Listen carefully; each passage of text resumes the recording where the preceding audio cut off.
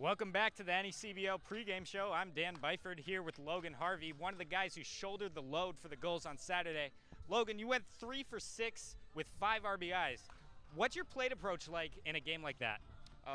Just something that I wanted to see fastball early. These guys are kind of attacking us with fastballs, and wanted to see something early so that I wouldn't, be able to get in those times where they're able to bury breaking balls, stuff like that. Just be aggressive and, take what they give me.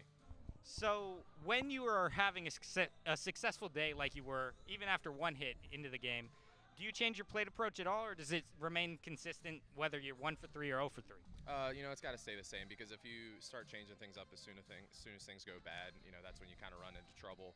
The more consistent you can be with just kind of how you're thinking, how you step into the plate, you have that routine, things are better off for you. So you've played a lot of first base so far this year, but you're a catcher by trade. Which position have you preferred to play so far here in the early season? Either or.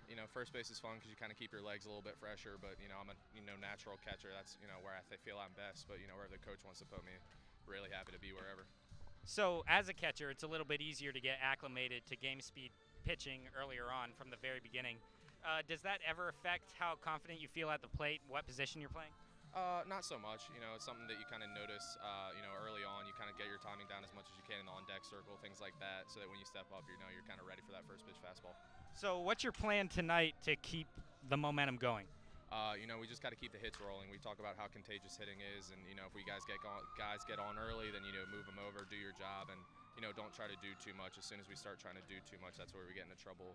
The more that we can just kind of, pass the stick along and, allow those innings to kind of keep growing and growing and growing, that's when RBIs start coming, hits start coming, and big innings happen. All right. Thank you, Logan. The NECBL pregame show continues next.